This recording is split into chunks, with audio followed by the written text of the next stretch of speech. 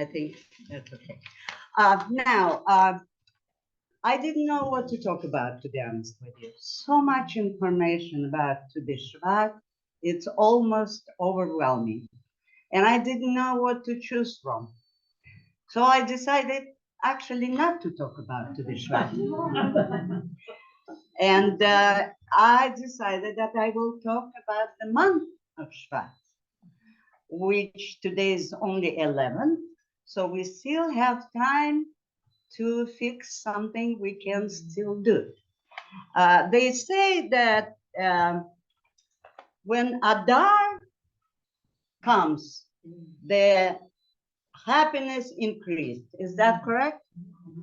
Now, you can increase something if you don't have it to begin with. So you can have it, but not increase. So where does happiness begins? In the month of Shvat. The month of Shvat, every tribe of Israel has a month. So the month of Shvat is a tribe of Asher. And what is the word Asher? Happiness. Happiness, Ashreinu. We're talking about happiness. So the happiness in Adar increased because we begin with the month of Shvat. So the sign of the zodiac in the month of Shvat is Dli. So we have the Kikar not far from here. What is it, Dli? The month of the zodiac is Dli. The stone of the month of Shvat is Tarshish. I don't know how to say it in English, or it's in English. I don't know. Anyway, and the symbol of the flag of the tribe of Asher is olive tree. So the Mazal, zodiac is the Mazal, so it's the Dli. The Dli is the bucket. The Dli symbolizes who? The poor man. And so the sages say that the test of being poor is much easier than the test of being rich. Because when you're poor, when the Jews lose their wealth, they go back to learning Torah and have more time for it. So it's actually good to be poor. We learned something new today. So the Dli works to bring water to the surface. So our sages say, if you feel empty, then go to the bottom of the well and get some water. And when the bucket is full, bring it up and serve this water to the others. We live in a midbar. We live in the midbar, especially these days. We live in the desert. So the whole world is living in the midbar. Midbar, me, the bear. Water is Torah. So Torah is the water in the midbar. Torah is the water that we need to survive in these crazy times. Actually, they told us to collect some water just in case. Make sure you have bottled water in your house. And batteries. And batteries. The batteries is not related to that, sure. It's later. So anyway, so the Shvat's supposed to be, and it's actually, I think it will be the main rainfall month. Rain is a blessing from Hashem. Water and all the liquids actually, but we are talking about water. Water is the substance that takes the shape of its container. So when we take the words of Torah and we pass it to others, it's a shape of us that we are pouring into people. How careful we need to be with what we are pouring onto others. That's a very good warning. In the time, and it's a time to cleanse ourselves. In the water, physically with water and emotionally with Torah. And that's exactly what we are doing here. So now we are talking about the stone of the tribe of Asher. I don't think I'm there.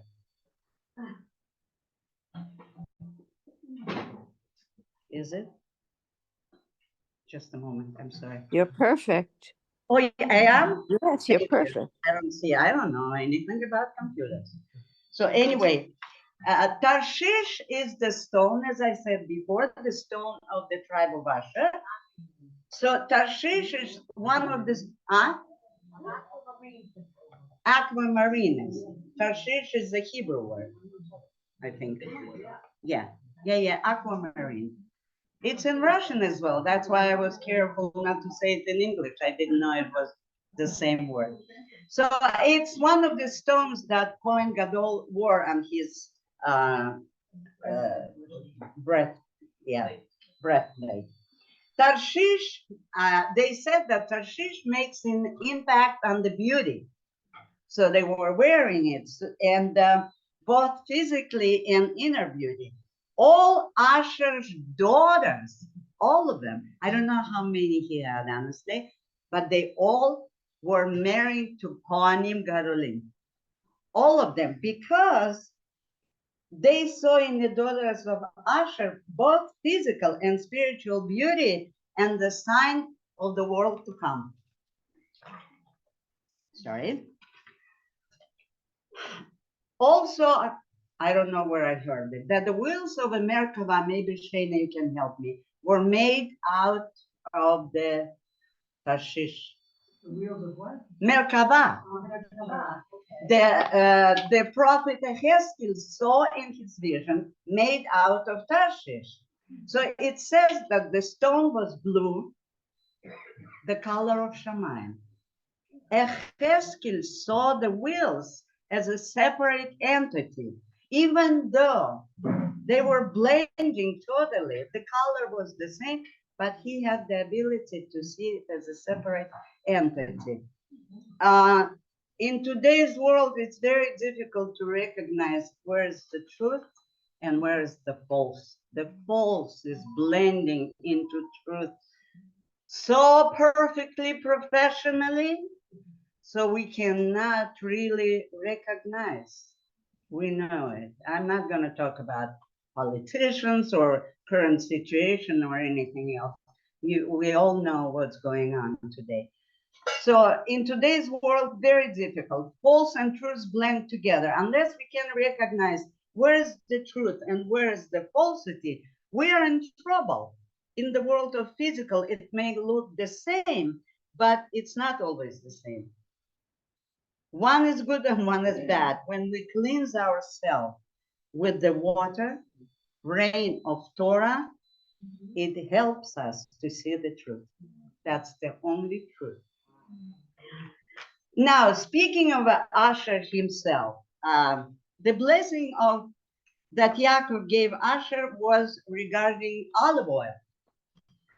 So Asher was very rich because of the olive trees, and Asher's tribe was right here in the north, not exactly in Tzfat. Tzfat is Naphtali, but Asher is in the north. So they had a lot of olive trees, and he was helping his brother Gad, who was learning Torah, by producing so much olive oil. And the olive oil is not only for food. The olive oil was to light the menorah. They were bringing it to the Mishkan and light the menorah and use it for the showbread. Asher is giving their energy to others. So the tribe of Asher is called our energy foundation because of the olive oil. That's why he had olive tree on his flag. The tribe of Asher had the olive tree on the flag. The main event in the month of Shvat, Tu B'Shvat, the new year of the trees. It says of people, Ki Adam hu eitz basadeh. Man is like the tree of the fields. It is said that all trees are growing on this planet are connected by their roots. And it doesn't matter if it's divided by the ocean, all the trees are connected. So the Indian poet Rumi said, there is no tree in the world whose branches are so foolish to fight among themselves. If we human are like the tree of the field, what can we learn from the tree? The soil that the tree is growing in symbolizes the society, community where we grow. If the place is good, then the tree is going to be strong and healthy. If not, one has to nourish the tree in order to straighten it so that it would be better able to fulfill its mission to serving others. And maybe our good service will come back to our kids and our grandchildren and the generations to come if we serve it well today. The roots are our thoughts and our desires, and from it, all our actions grow. So when roots are clean and deep, then the tree will be happy, will have a happy life like us. As long as we know to control our thoughts and desires, we're okay. That's it. That's the hardest part, by the way. Don't you think? Absolutely. Some trees are also giving fruits. In Tu B'Shvat, we plant trees and fruits. The fruits of a human being are his good deeds that he bestows on others. How wonderful it is to know that we can bear fruits just by serving, but just by helping others. And it's a personal choice. That's why we have this cup, serving others, collecting a little bit, cooking for soldiers. You all know it. You all are doing it. And if we can pass this idea onto the world, we will have a much better world, Bezrat Hashem. So the trees also have sometimes dry branches. And what are dry branches? The trees need a gardener to cut the dry, dead branches. Branches? Branches. Okay. A person can also cut off his past bad deeds and change himself and to let his mitzvot grow and flourish. Whatever good we can do to others makes our lives more meaningful. And every day is a new day, and every day is a new life. Moda ani lefanecha. And this is what we all are supposed to do, making other people happy. Asher, the month of Shvat. Unfortunately, this doesn't seem to apply to the human race. We do not always remember that we all are branches on one tree, and the roots are Adam and Chava. They are also the roots, but guess what? They are also the part of the problem. It all started from the tree, and we all are here to fix it. So let's be very successful in this mission. And the tree was planted in the Garden of Eden by Hashem. Right now, we are fighting the darkness. And our Chayalim are on the front lines. Let our words and action be their shield. Amen. We're praying for their healing and a fast and safe return home. Amen. So now it's time for entertainment. I want to talk a little bit, with your permission, about my family. Growing in Soviet Union, now as I see it now, we probably lived in a world of darkness. But let me tell you this, the way the majority of people handled it, at least my family, and a lot of people there, and we knew nothing about Judaism. But guess Judaism as Yimona said, I was looking for my tribe. I heard her, we were at Shabbat table. And she said, I was looking for my tribe. And finally I made it here. And I realized this is my tribe. We were not brought up Jewishly, but we were Jewish inside by our neshamot. So my sister, I will start with her because her yahrzeits was last Friday. Raisa bat Chaim, Shalom. Very early on, she developed an eye cancer. So the eyeball was taken, and they lived in the city of Bituach. As I thought, it's the city of Mark Chagall only. And when I started learning, I discovered it was the biggest Hasidic city almost. So I lived in Baku in Azerbaijan, and I knew people, so I invited her to come and help her to get the artificial eyeball.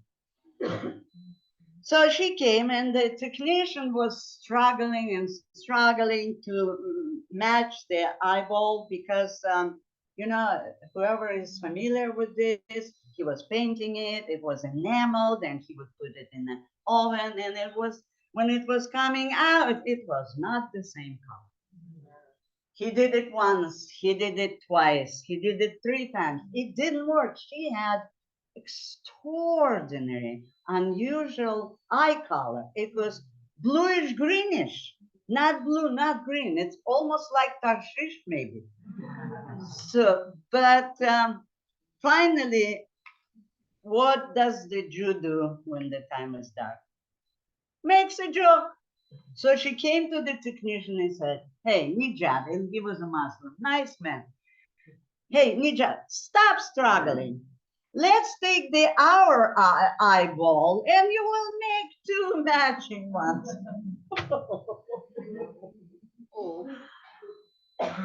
Well, guess what? He didn't do it, but finally he made it work. Now, speaking of my mother's yahrzeit is actually on to Shvat. Oh, that's a funny story. When I became observant and I started looking for the yahrzeits in my family, I realized that all my family members made it so easy for me. They all passed away close to the holiday. So my father, second day of Shavuot, which was Shavuot there in Soviet Union. My sister, who is buried in America, 3 days before Rosh Hashanah. This sister passed 5 days before Tu B'Shvat. My mother on Tu B'Shvat, my sister 2 years ago, Hava Shalom, who lived in Haifa, some of you knew her. She passed away 3 days after Hanukkah. Her husband, 9 months later, 5 days before Shana. So I talked to my sister's son and I said, look, all our relatives made it so easy for me to remember that that's not the truth. We just have too many holidays. Wherever you die, there's a holiday.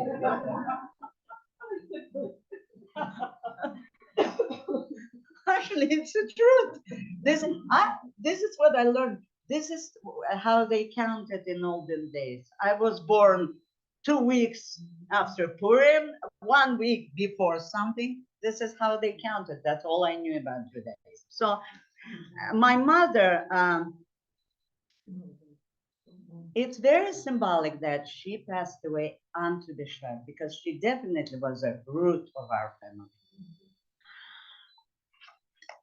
She was very short woman and very strong. On June 20th of 1941, and they lived in Belarus. We lived in Belarus in the city of Minsk.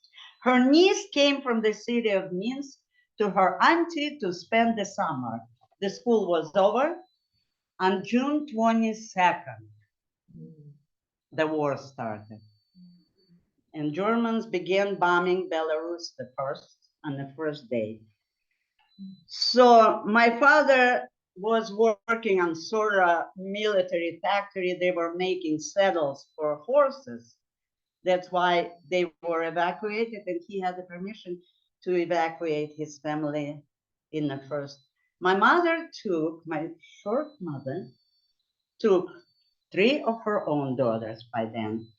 One was 14, the niece 13, two of my sisters. I forgot to tell you that my sister, Raisa, who passed away very early on, she actually luckily made Aliyah and she is buried in Ashkelon. That's important because we were spread all over.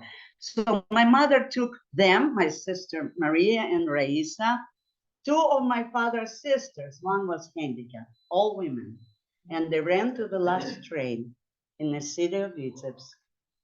And it took them 2 weeks to get to Siberia Ufa under bombing, running into the ditches, hiding there, all the bombs falling. You were with her? No, I wasn't born. It was before I wasn't born, no. But they all survived because she took the action. And her niece, who came 2 days before war, survived as well. But her family, who stayed in Minsk, all were killed in the war. So she became an orphan, but survived only because she made it with my mother. Let her memory be blessed. And my mother was working there and providing for them. And then they all survived, and they came back to the city of Vitebsk, and I was born at the end of the war. Lucky for me. So anyway, they came back to the city of Vitebsk, and I'm not going to go into long stories. Some of the people who lived there all related to that. Some knows the story. I don't want to go too much longer, which happened to be long enough. My mother had the best sense of humor as well.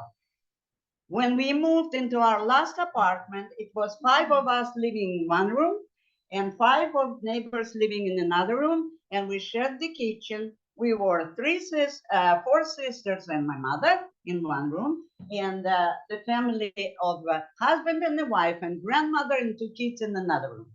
Everyone had their own switches in the room to turn on the light in the kitchen or the restroom. My mother had a fight with our neighbor, probably 10 days upon moving in, and never talked to her anymore, ever, for years. And she would run to turn off the light, and so they wouldn't use hers. We shared a window sill to store our perishable food during the winter. We didn't have refrigerators. So this neighbor painted half of the window to make it look good, where you're looking just like my mother. That's exactly what she did. My mother didn't know what to do, but she had it. Revenge. We had a bathtub, which we never took a bath in, just for washing. There, my mother washed with Clorox half of the bathtub. So that was her revenge. So to conclude, I lost my last page, I guess, or I didn't. Oh, no, I probably didn't print it, maybe. No, it is here. Yeah. So this is a message I'm taking from my mother, and I'm going to pass it to all of us. Whichever situation we are facing now, we have to take action. Taking action. Judaism is a religion of action. I don't have to tell you. You all know it better than me 100 times. So whichever situation, don't wait. Don't fall into despair. It sounds strange, but we're living in very special times, in a special city, in a special country. So we are special people. Don't worry and be happy. Ashreinu.